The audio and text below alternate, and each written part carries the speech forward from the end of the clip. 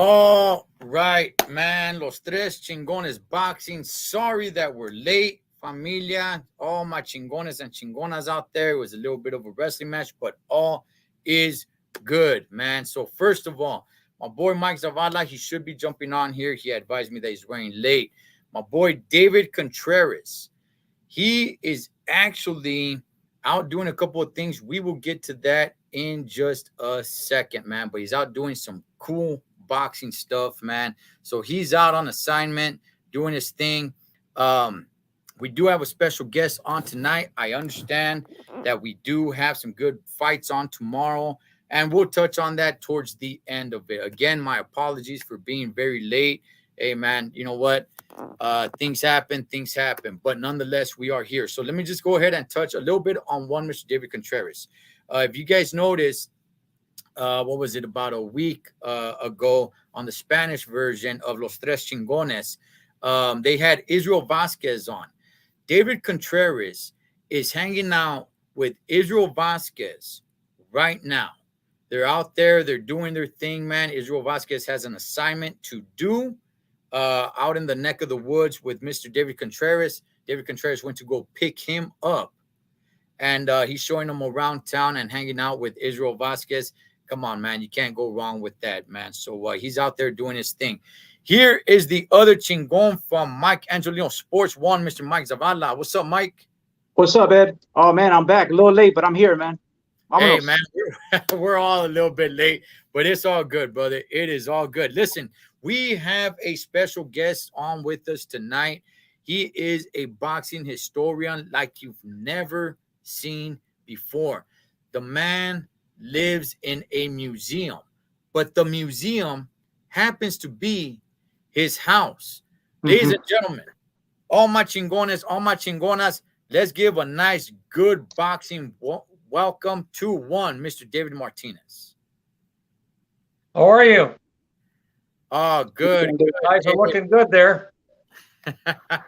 How's it going? Well, we had a little bit of trouble logging in, but we're in now, so I'm happy about that, and I'm happy to be with you guys tonight.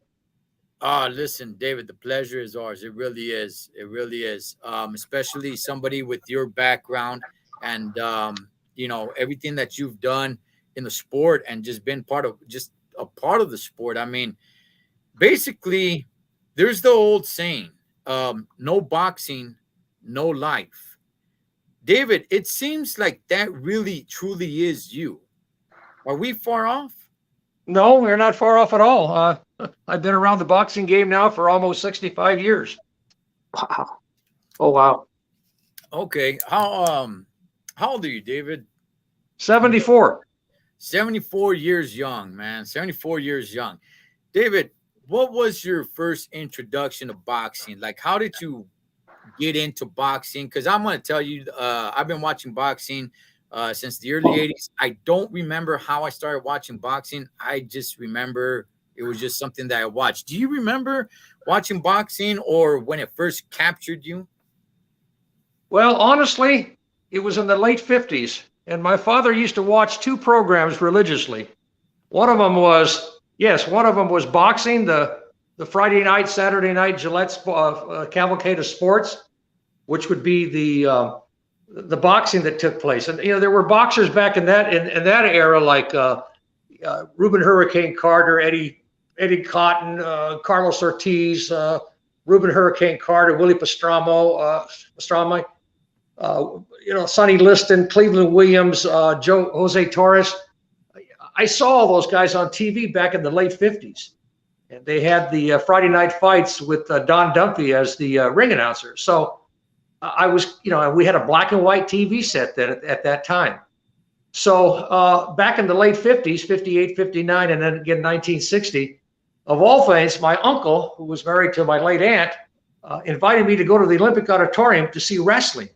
So we went wrestling one night, we went boxing the next night, and I just, ever since that time, I've been going to those live fights at the Olympic Auditorium, and I've seen all the fighters there, you know, Mondo Ramos, Bobby Chacon. I think the first fight I attended was in 1961. I saw all the fighters back in that time. You know, it was just a magnificent journey to see all of them. Danny Valdez, I think, was the first fight that I saw in 1961 at the Olympic Auditorium live. So I gravitated to the boxing. I've taken it to a different level now in collecting boxing memorabilia since that time. So yeah, you're right. You can see in the background as I pan a little bit myself that my house is this is how I live. Yeah, to know boxing, you got to live it, and I live it every day. Where I'm standing now is my garage area, and I'll take you around here. You can see a little bit of the background there. I've been very fortunate to collect a lot of this wonderful memorabilia that goes back actually to the turn of the century. Jim Jeffries. I have a cigar box cover that was given to me that was it's the image of him when he was heavyweight champion in 1900, undefeated. Jim Jeffries. I got that at Jeffries Barn back when I was like a teenager. And Al Nelson was one of the leading boxing historians back at that time because he was like Nat Fletcher. They were that era, you know, Jack Dempsey, Jack Johnson, Bob Fitzsimmons, that era, a little bit after the Fitzsimmons and Corbett and Sullivan era. So I was fortunate, you know, and to know boxing and to understand it. When I was a young boy, I used to pick the minds of the older fellows that lived in that era of Benny Leonard, and Jack Dempsey, and Gene Tunney, and Max Baer.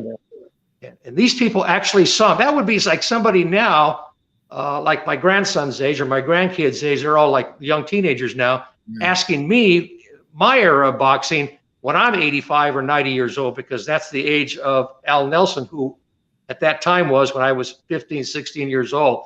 That would tell me that's the best resource. Talking to somebody that actually has seen it and lived it.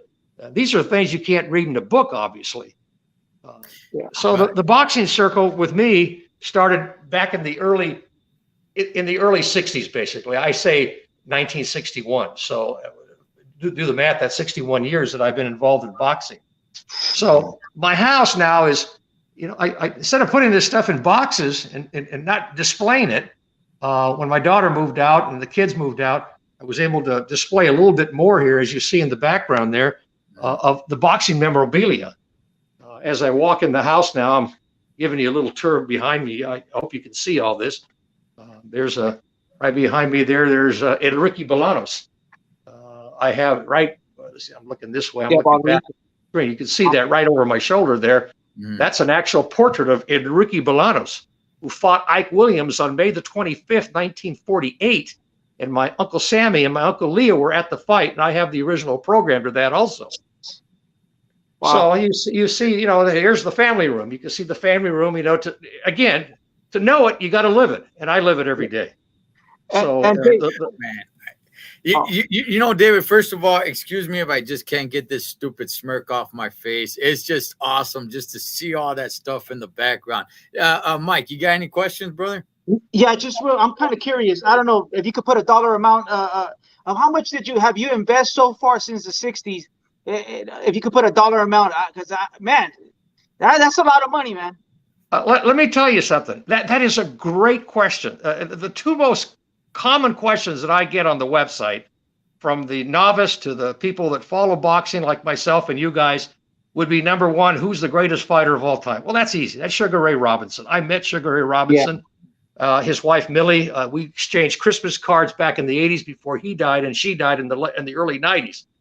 But that question that you asked me about putting a price on this, well, when I insured my home, my homeowner's policy, and the insurance man came over here, he walked in here and he goes, "Oh my God," or actually he said, "Oh my gosh." And he looked at this boxing stuff. Is this stuff real? Yeah, it is. Every autograph, every picture, there's nothing in here phony or fake. This is real stuff. He said, you can't put a price on this. If you have a fire or an earthquake, I can't insure this. What's it worth? Well, I don't know. There's a glove here behind me. Right there, you can see there, autographed by Muhammad Ali. I'll show you the Jim Jeffries thing. Can I put a price on it? No, I can't. I honestly cannot put a price on the memorabilia here that I have that I've collected over the 60 years. I feel blessed with a lot of this stuff. Wow. Original posters. There's Muhammad Ali in the background, his robe, and, you know, posters here of Hagler Hearns, April 15th, 1985. And right there, I'll zoom in on that a little bit if I can take the camera back there. Right behind me there, you see the Jim Jeffries, that's Hagler there. There's the cigar box cover that Al Nelson gave me when I was, I don't know, 15 years old at Jeffrey's Barn. And that cigar box, that's an original picture of heavyweight undefeated champion Jim Jeffries. That was the year he said was 1901, actually. And he gave it to me because he was 85 years old. He said, who better to give it to than some kid that comes here and asks me questions about all these old fighters? So that was just a gift out of heaven, actually. I'm going to take you in one of the bedrooms. You can see the bedroom. I mean, you're right. The memorabilia here, I see it. You know, people say, well, you got all this stuff hanging there. I said, well, that's how I live. You have pictures of maybe the Three Little Pigs or something on your thing, or Walt Disney movies or Star Wars. I have boxing. That's how I live. I don't have to justify that. Right behind me is Danny Lopez. You see the jackets and the T-shirt there, little Indian Red Lopez. Little Indian Red Lopez. My boy Paul, he's on here right now. He was asking about Indian Red Lopez. Oh yeah.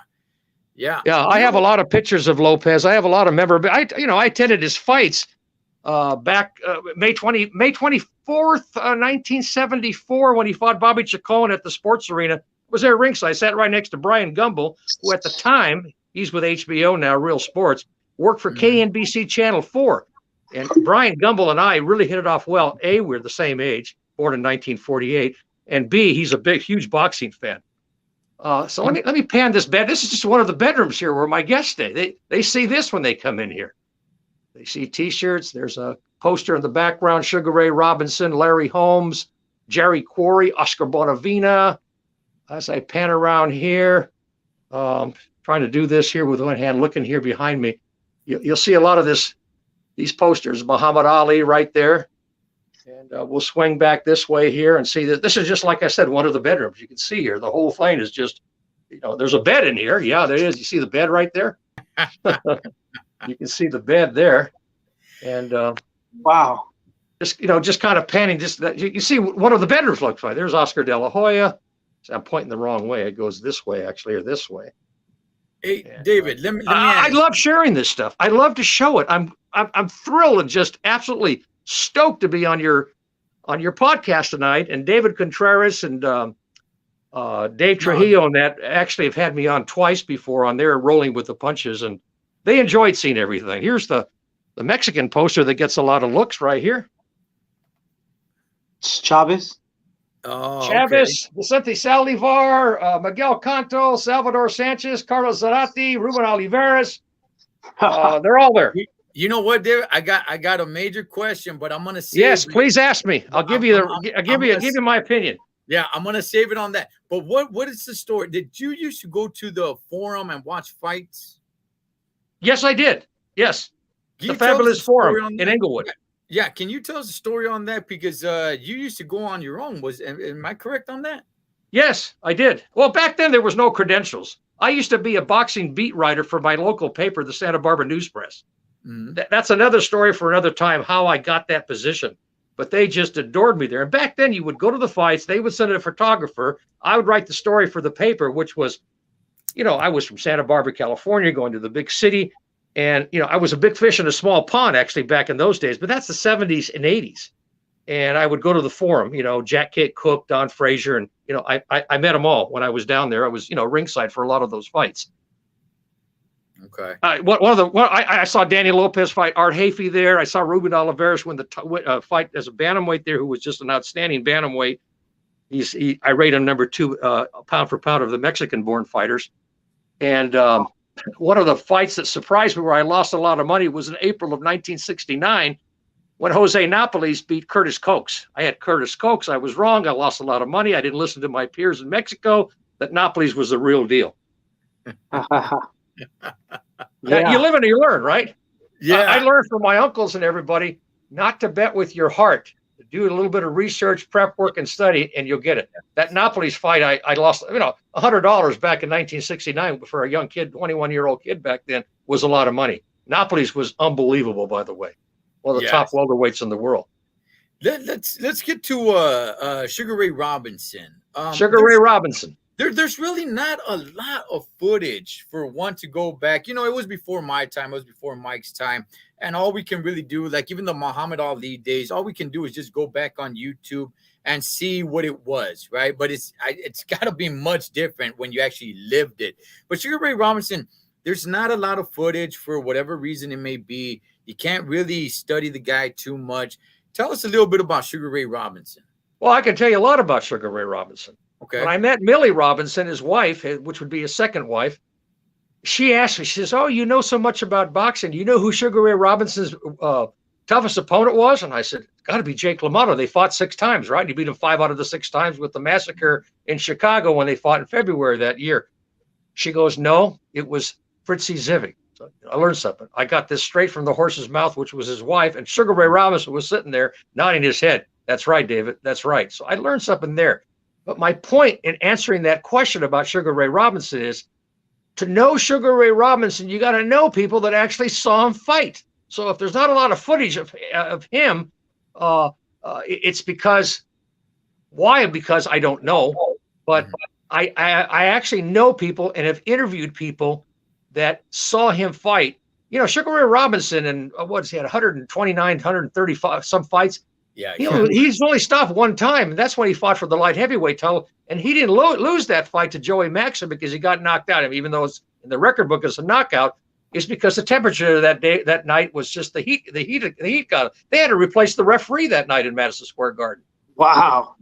So Sugar Ray Robinson, after 120, 30 fights, he only lost 1 fight. He reversed that 5 times, and that was against Jake LaMotta. Now, the people that I've talked to, I'll never forget, I talked to an 80-year-old man. His name was Tim Kobles. I was just a sophomore in high school, and he lived to know Benny Leonard. Gus Amato was the trainer of Benny Leonard in the 20s, and he was also the trainer to Roberto Duran.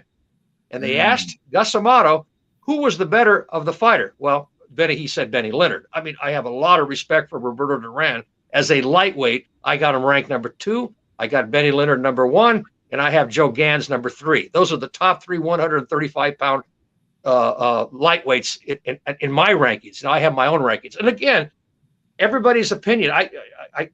I've never met anybody that has the exact same order of all the fighters. You know, they might have Muhammad Ali, or they might have Joe Louis number 1. I happen to have Sugar Ray Robinson pound for pound. Now, pound for pound means very simple. It doesn't matter who they fought or who beat who. I give you a lot of scenarios about fights. I mean, Tunney beat Dempsey twice, but I rate Dempsey pound for pound better than Tunney. You know, Raphael Herrera beat Ruben Olivares, 2-3 times. I rate Olivares higher than him. I can just go on and on. De La Hoya beat Chavez twice. I rate Chavez higher than him. Pound for pound, at the height, the peak, the pinnacle of their careers. That's how you look at these guys and do it. Not who fought who didn't. He didn't beat this guy and all that. Mm-hmm. That's how I do my rankings, and I have all the respect in the world, and I get a lot of fan mail. These people are great. I would say that less than 5% of the fan mail I get, they're the ones that want to argue with you. Well, you said this. I'm just giving them my opinion, and I say I hope you can respect it as much as I respect your opinion, even though I don't agree. I have Chavez number 1 as the Mexican fighters that were born in Mexico, pound for pound, number 1. And as far as Mexican fighters are concerned, I'll tell you who the most underrated Mexican-born fighter was, and it was Vicente Saldivar. Saw him fight twice. I saw him fight at the Coliseum against Raul Rojas, who wasn't a bad fighter in himself. He was the former WBA featherweight champion, but Vicente Saldivar nobody even talks about him anymore. And his name. I got him. He was something special. A southpaw featherweight. You know what? Let's get right to it. Yes. What is your top 5 pound for pound Mexican fighters? I can tell you right now. Number 1, Julio Cesar Chavez. Number 2 would be Ruben Olivares. Now, again, at the height, the peak, the pinnacle, and prime of their careers, I rate Olivares number 2 as a bantamweight. What was he at one point in his career? 70-1 as a bantamweight. Okay, wow. Olivares number 2. Number 3 is Carlos Zarate. Number 4, Vicente Saldivar. Number 5, Salvador Sanchez. Number 6, Ricardo Lopez. Number 7, Miguel Cotto. Number 8, you remember he lost a couple of fights to Eric Morales and Juan Manuel Marquez, Marco Antonio Barrera.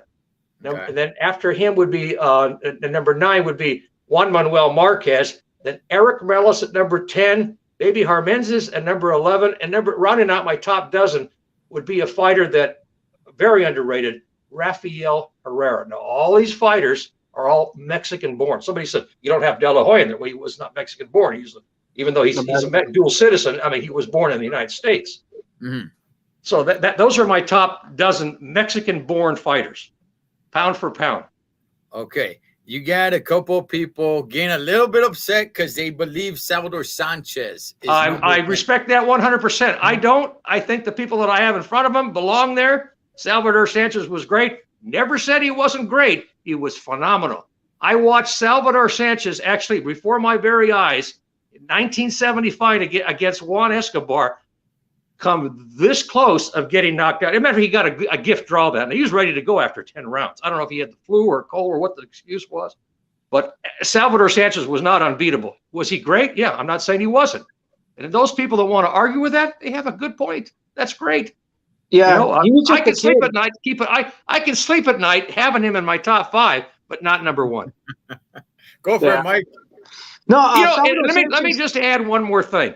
Yeah, I have seen all those fighters I just mentioned fight live, with the exception of 3, and that would be Ricardo Lopez, who was phenomenal. His mechanics as a boxer, his technique. I mean, I got him after Sanchez at number 6, and a lot of people say he's in the top 3. Well, he might just very well be. I never saw him fight in person. I never saw, obviously, Miguel Cotto fight in person. I saw Saldivar, I saw Oliveras, I saw Zarate, I saw Chavez, I saw all those guys. Raphael Herrera, and the other fight that I didn't see was Baby Armenzi. And I have him at number 12. He fought back before I was born. Yeah, David. The people that are getting mad about Salvador Sanchez because you have him number 6, number 7. Yeah, I have number 5. Number 5. Okay, he didn't get to achieve what but he did achieve. Exactly. Either did Pancho Villa. Let me interrupt you there. Pancho Villa was another one, Filipino fighter. I have him rated in my top 3, but he died. What was he? 24 years old when he died. Yeah, so that's a legitimate argument. You're right. Yeah. Salvador Sanchez did not bloom like we thought, or maybe even think he did, and I think he would have been probably great. Yeah. But again, and I'm not saying I'm not saying he's not great, but I tell you what, I don't have him at number 1. I don't think Chavez is number 1 though, David. If you really look at the time when he was the best, it's only like 8-9 years. He lost to De La Hoya in 1992. He also he got a gift decision versus Sleepy Whitaker. So he was on like 91. So yeah, you're talking about Chavez, not Sanchez now. Yeah. Now I'm talking about Chavez. Chavez started in 1982 when he first won his belt, right? And then from 82 to 92 or 91, that's not a lot of years. No, it's not. Yeah. And I have him in the category at his best weight, in my opinion, was at 140. Yeah, he was a little guy. Yeah, I have him at 140. He declined early, and he was like 32 when he started declining, 31, 32. He fought De La Hoya. He looked like an old man. 33 years old. That's young still. I can tell you something about Chavez that I know as a fact. I don't want to bring drugs or any of the alcohol in the picture, but I know a lot of things, that people that actually witness things in Mexico. And I don't want to say that about him. And I probably shouldn't revolve a lot of that stuff, but I know people that were house cleaners at his house in Mexico. So they lived and saw that, and they know me, David Martinez. Like Peter Del Campo would tell me that, and he swears by it, and so do I. When Armando Muñiz fought Jose Montequianapolis in Acapulco, Mexico, that was a robbery. I mean, I consider that to be one of the top 3 worst falls in boxing. The other one would be Zarate against Lupi Pintor when they fought at Caesar's. They fought at Caesar's Palace. I was ringside for that fight. I ran to the bathroom and puked. I couldn't believe the decision. And the other decision, which is in my top 3, that's worse, even worse than Whitaker and Chavez, you might make a case that Felix Strum against De La Hoya was a terrible decision, which it was. That insults the people's knowledge of boxing. I don't know what those judges were looking at. But the other one was Tyrone Everett against Alfredo Escalera in Philadelphia. Do you remember that? That was the worst. I've seen that. That film makes me puke. Oh wow! I mean, you know, one that sticks with me always is it was quite a few years ago, not that long ago, but Paul Williams and Irizlandi Lara. They gave it to Oh Paul yes, yeah. they give it to Paul Williams. I'm like, wait, what are you talking about?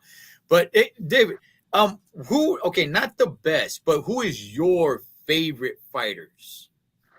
Well, you know, I have personal favorites. You know, I met a lot of these fighters. I can tell you that one of the three nicest fighters I ever met. Let me just start with the nicest ones that were courteous. Was Chiquinito Hernandez. He died of cancer at an early age. There's another one. He was one of the nicest persons I have ever met in or out of the boxing circles. As far as favorite fighters, I can honestly say I like them all. I was a big Hedgeman Lewis fan. I saw a lot of his fights against Ernie Indian Red Lopez. I was there at the Sports Arena in October of 1969, ringside. That was a tremendous card. The headliner that night was Mondo Ramos against Yoshida Namada, and Rodolfo Martinez, who just died, who is the WBC bantamweight champion. He made his American debut that night, knocking out another opponent in 3 rounds. That was a great card, by the way. But I have a lot of ones that I just throw around in a little monkey jar, you know, that a little jar just rattling, eeny, meeny, miny, mo. But I like Sugar Ray Robinson a lot. I met him, so I'm a little biased that way. Okay. I like De La Hoya. I like them all. You know, I really do. I can't single that out, and that's a great question. Vince right here is asking about Eddie the Animal Lopez. He was actually out of the Hazard Project area, and it looked like he could have had a good career. I actually know one of his homeboys and all, and he spoke pretty good about him. But he did have his demons outside of the ring, which he did kind of left to his demise. Do you think Eddie? You think he could have had a pretty good career? I do. I do. From what I know about him, and to be honest with you, I only saw him fight twice. He had a lot of demons. You're right. He fought Big John Tate. That was a big turning point in his career. Yes, it was. But he could have done better. I think there was a lot of fighters that could have. One of the 3 best fighters. Actually, there's 5 of them. That when I first saw them live, I was mesmerized. I was mesmerized by their technique, them winning, how they won, their mechanics in the ring. They were superior boxers. I can tell you right offhand, the first one was in April of 1964 at the Santa Monica Civic Auditorium when I saw Harold Johnson, former light heavyweight champion. He was unquestionably, he's in my top 5 or 6 as light heavyweight at 175.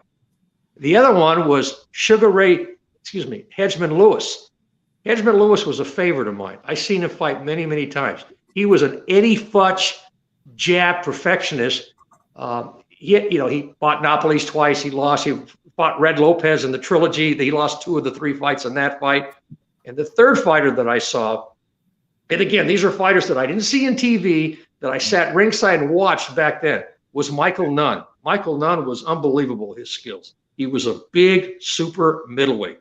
I saw him when he had his fights out there for the Goosens out there in Reseda at the Country Club. And, of course, the other 2 fighters, if I add to that list, would be Alexis Arguello and Jose Montequia-Napoles. And, again, I'm not saying they were the greatest fighters. I'm not saying that. They were fighters that when I first saw them ringside live for the very first time, live ringside, I went home just shaking my head. I just was mesmerized by those individuals. Those are the 5 that I saw. Harold Johnson was very special. A lot of people don't even know who he is. You talk to the younger generation, who's he? Well, he was a great fighter. He fought Archie Moore. He fought Ezra Charles. He fought all those guys back in the era. He was very underrated as a light heavyweight. Hey, to all the Chingones out there, if you're just joining us, we are with David Martinez, boxing historian. This is his home, what he's showing you in the background. That is his actual house. The man lives boxing. Just him is saying, what about Jose Luis Ramirez. Let me see. Very good lightweight. No question about that. He's not in my top 12, but he's in my top 20 or top second, that second tier of Mexican fighters. Jose Luis Ramirez. Yeah. David, let's fast forward to today. I know you're a historian, and man, it's honestly, I just want to just completely get nuts in the history of it. But who do you see today? Any young fighters that you see that it's like, you know what? I see something special in this kid. This kid, 10 years, 20 years, when he retires, everyone's going to be talking about how this fighter was great once upon a time. Do you see the Puerto Rican kid, Zendejas? He's the first one that surfaces at the top for me. Okay. He just fought here, last week ago? He fought on the undercard with Telefino Lopez. You're talking about Zayas. Zayas. He has tremendous potential. I hope they bring this kid along a little bit slower and not rush him into the big fights. But what is he? He's a super middleweight, I do believe. 160, 154. 154. Okay, junior middle. Yeah. I'm telling you, that kid's got great. He was a little in his fight. When I watched his fight, was a little bit.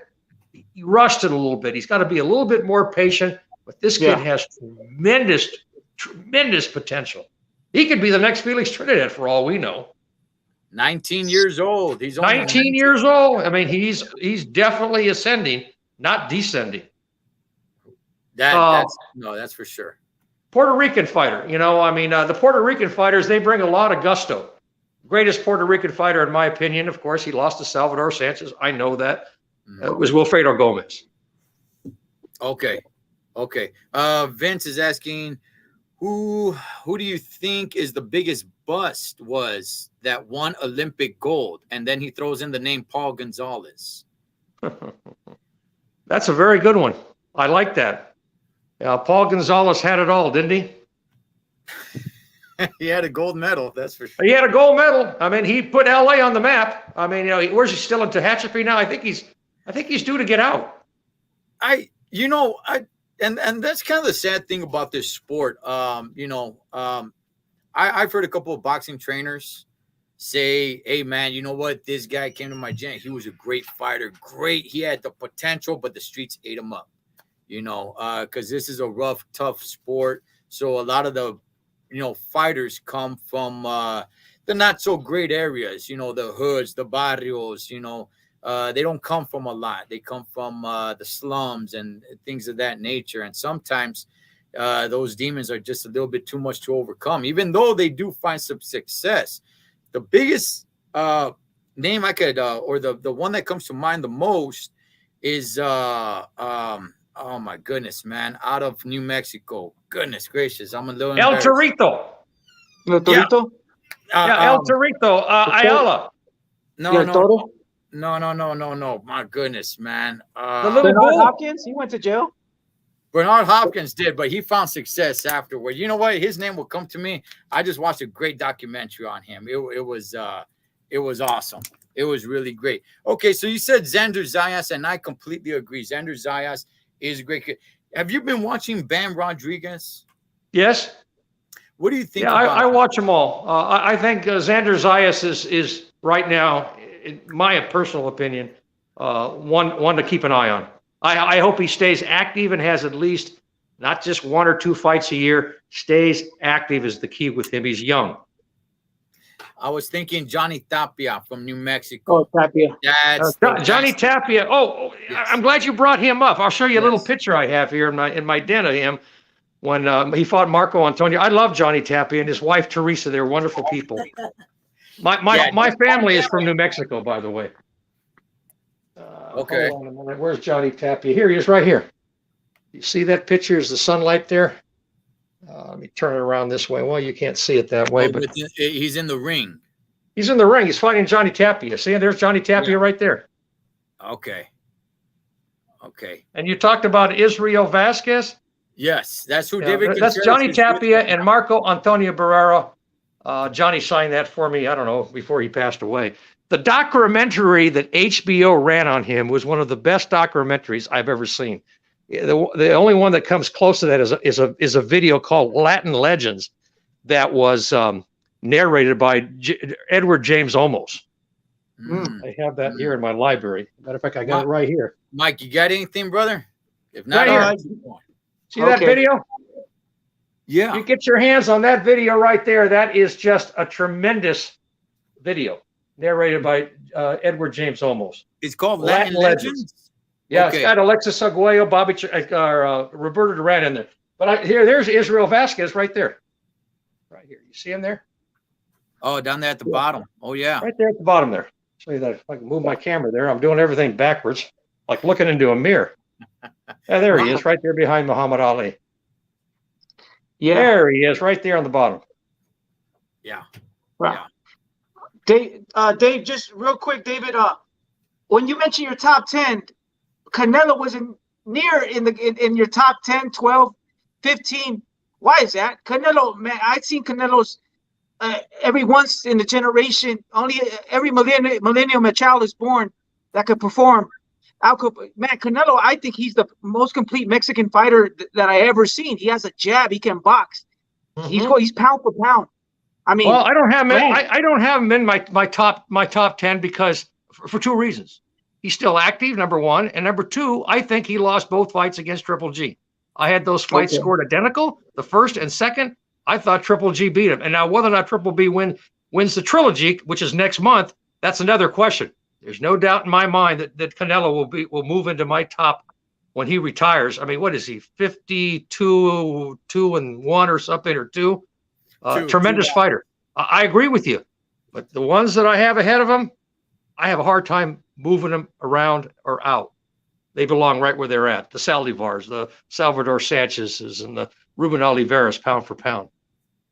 Okay. Yeah. I'm gonna somewhat agree. It's kind of hard to put somebody there while they're still active because we don't know. He might go completely downhill and have so many losses. So I somewhat agree, but I will say his accomplishments thus far are, I mean, we can't ignore his accomplishments, what he's done in the sport of boxing. So man, look at all that good stuff. So David, another question, man. I could just keep on going. This is great. For anybody who's just joining us, we got a boxing historian, Mr. David Martinez.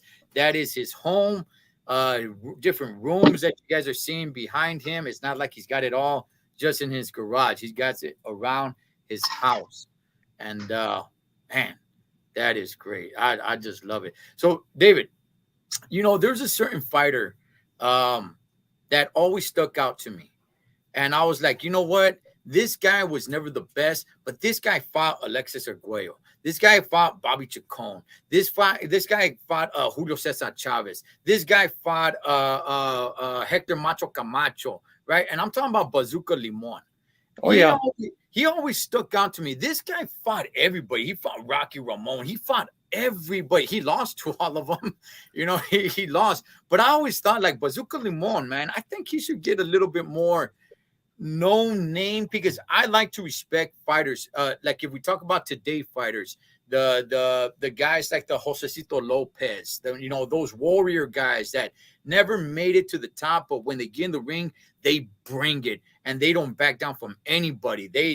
You call them out, the biggest, baddest dudes, they get in there and they, you know, show up and they show out. You know, they're just not there for a paycheck. Bazooka Limon, to me, was one of those guys who fought one of the top guys all around. He always made the fight action. He lost them all. But what can you tell us about Bazooka Limon?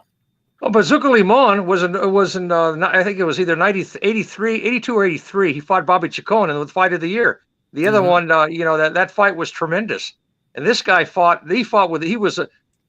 he was a hard-working kid. I met him at the World Boxing Hall of Fame maybe 20-some years ago, the nicest kid in the world. And you're right, he fought all the comers at that time. The Chacon fight was spectacular. What? Yeah. Go for it, Mike. No. That Bazooka reminds me of Juan Laporte. Juan Laporte fought everybody too. Yes, he did. They said he fought the hardest competition. That's funny you bring that up because before Salvador Sanchez died, that fight was pending. You know, that was supposedly going to be Sanchez's next fight.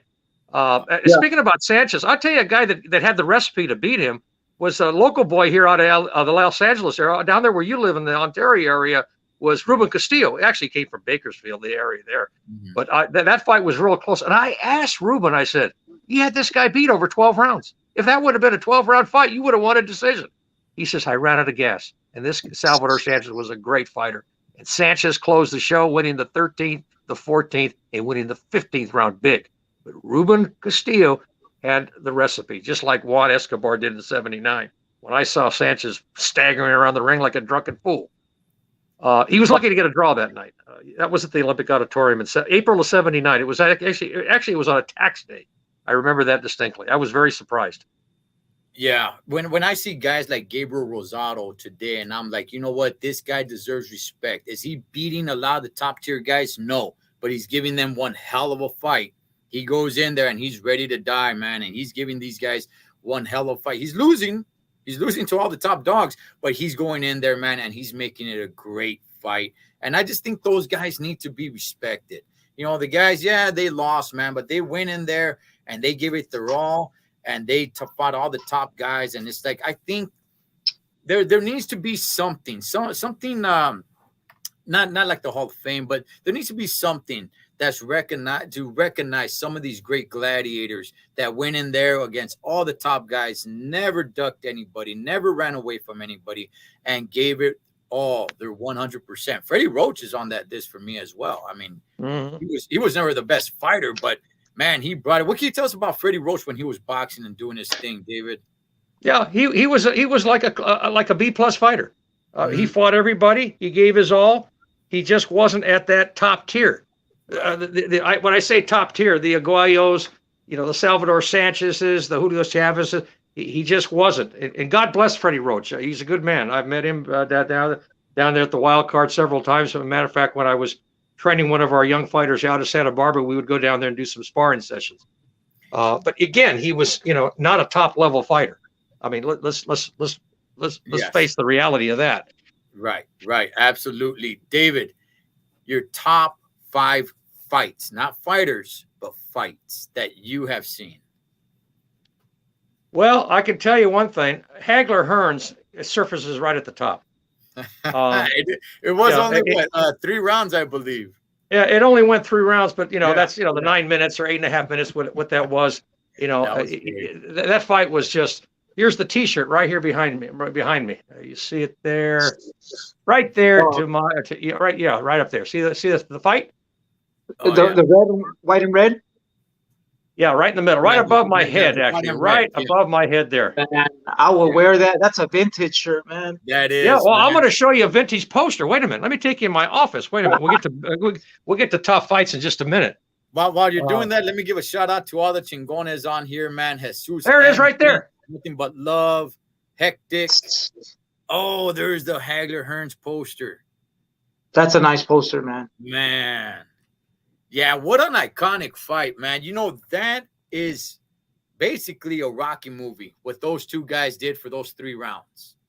Mm-hmm. That was basically what it was. What a just great. Everybody keeps on bringing that fight up, and they should.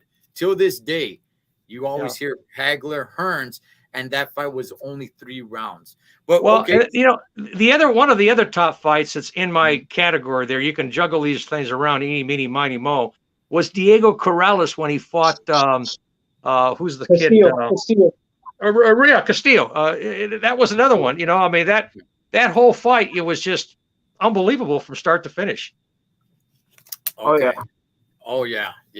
Well, how about the Gotti Wards or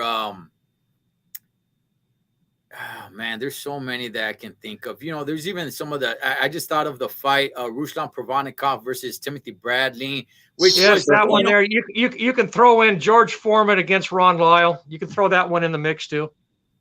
Okay, I back in 1991, and this fight sticks with me till this day. George Foreman versus Evander the Real Deal Holyfield. When when people ask me, it was one of the best heavyweight fights you ever seen. I don't know if that's the best, but that's the one that immediately pops into my mind. I say 1991 Evander Holyfield versus George Foreman. Man, what a fight! And this is George Foreman coming back from retirement. That's right.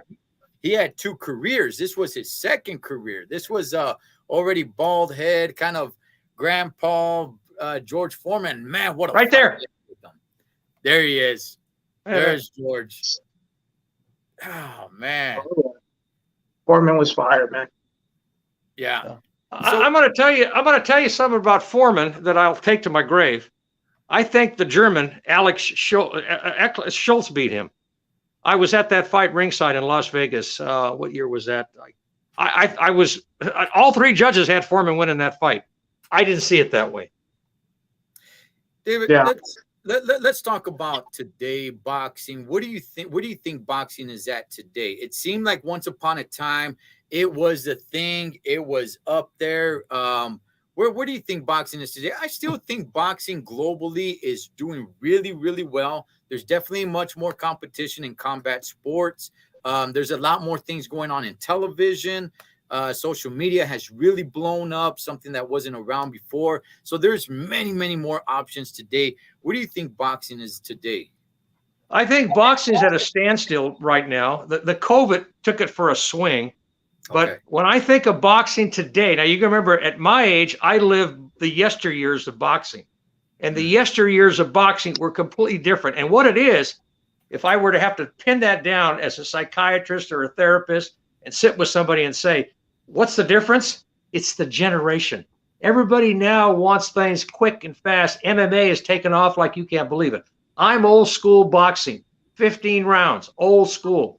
I grew up that way watching the Reuben Hurricane Carters and the Denny Moyers on TV and those people, Sugar Ray Robinson, Cleveland Williams, Sonny Liston. Now the fighters, it's just the whole scene is different. And I do believe part of that, not all of it, is a generation thing. Now, as far as the promoters are concerned, and I honestly believe this, and I wrote an article about it. I wrote an editorial for the Santa Barbara News Press about 15 years about it. If you go to my website, I think it's still on there, is the promoters have their own champions. They won't get together. In the era of Hagler, Hearns, Leonard, and Durant, they all fought each other. That's what made that so special in the 80s. Hearns fought Hagler, Sugar Ray Leonard fought Hagler, Durant. They all fought each other. Nowadays, it's almost like they're avoiding each other. Look at the thing with Earl Spence Jr. and Crawford. When is that going to happen? Is it going to be just the same scenario as Manny Pacquiao and Floyd Mayweather? They fought 5 years too late. Completely out of the realm. Back in the day, when Sugar Ray Robinson fought LaMotta and these guys fought each other, it was just different. It's a generation thing.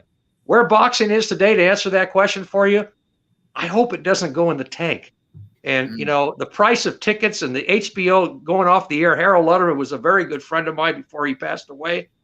He was absolutely sick when HBO went off the air. I guess it wasn't getting the commercials or wasn't getting the footage. I mean, Showtime still has it, but everything now has changed to a pay-per-view, which has turned a lot of people off. I watch all these fights. Yes, I do. I have to, because this is what I do.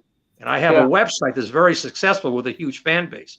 If you haven't been to my website, dmboxing.com, please go. dmboxing.com. Yeah, it's all one word. DM is my initials. I produce it. I just celebrated my 15th anniversary with that. When people thought I was going to fail with it, it only lasts a couple of years. Trust me, I'm one of the top ones now. I have a tremendous fan base.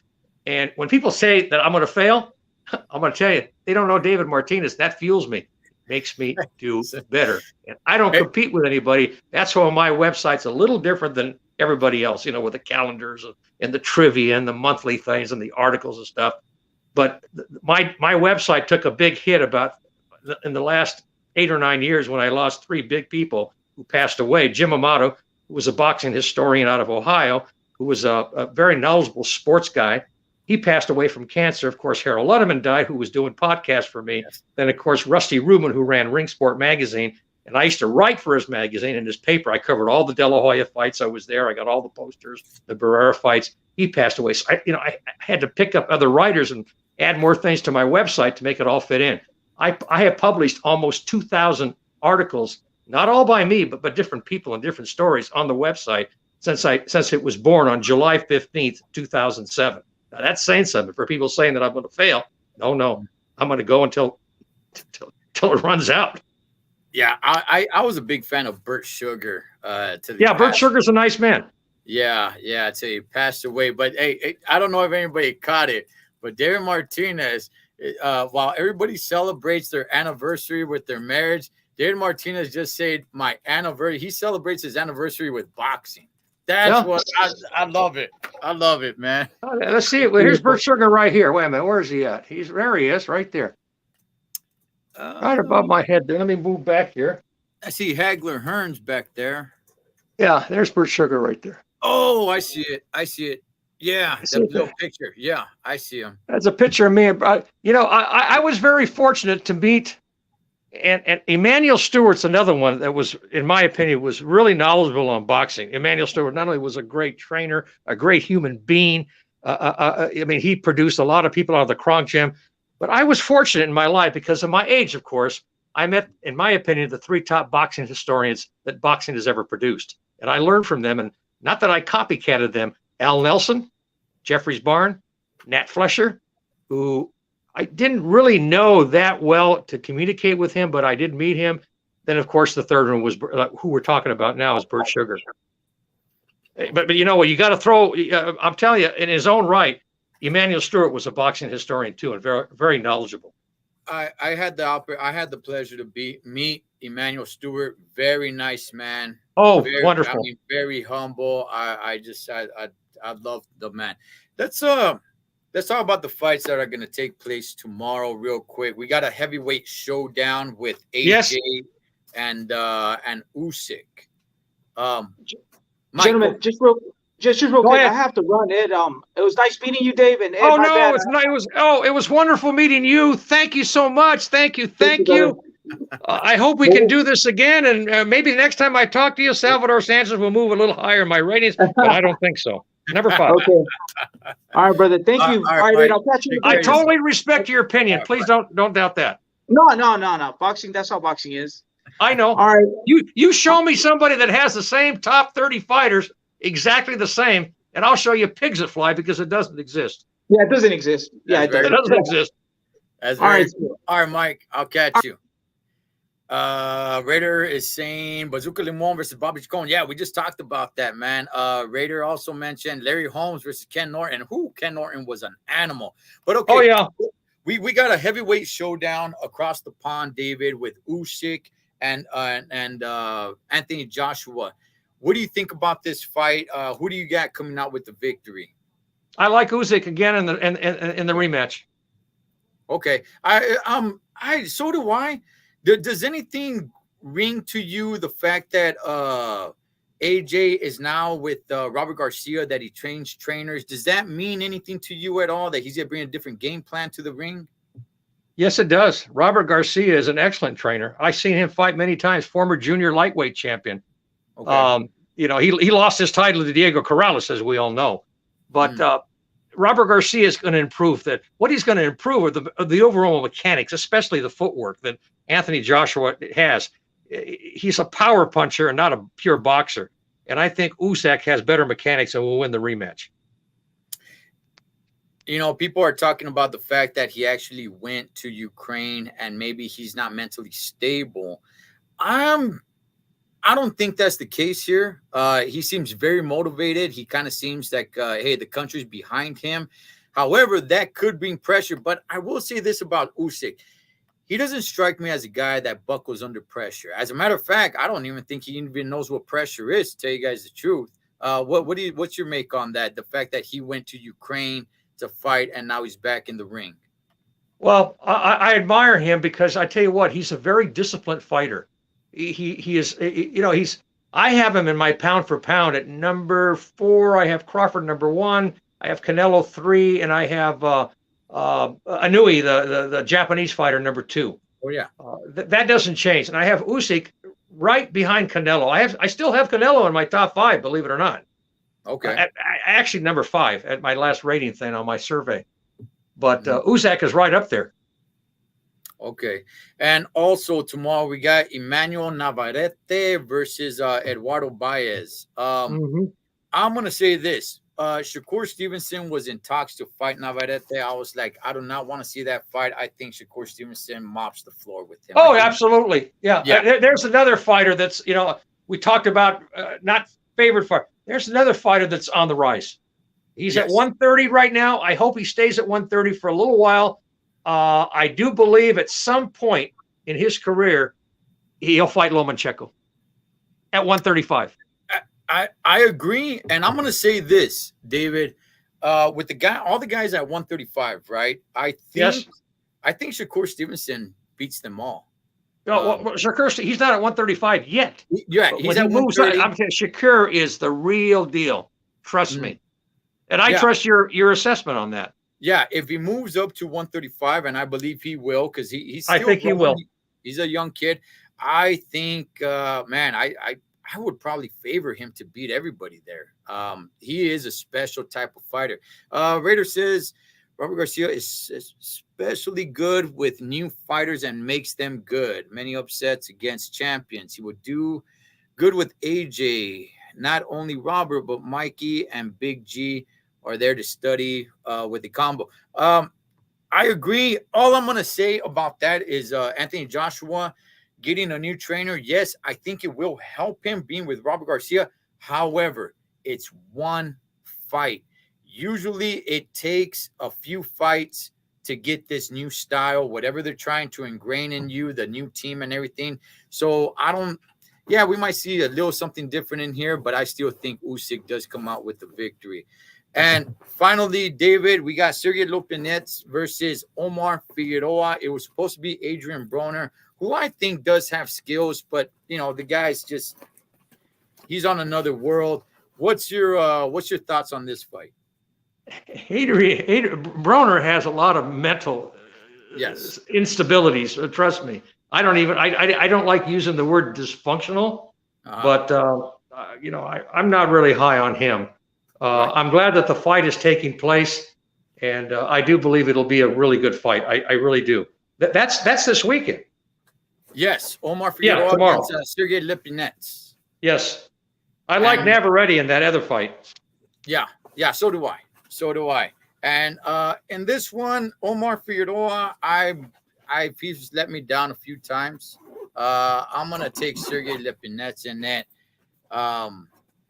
To everybody watching, I know we started a little bit late and we didn't really get into the fights and all to really break them down, but really wanted to talk to historian David Martinez. And David, I want to do this again, brother. I definitely want to do this again.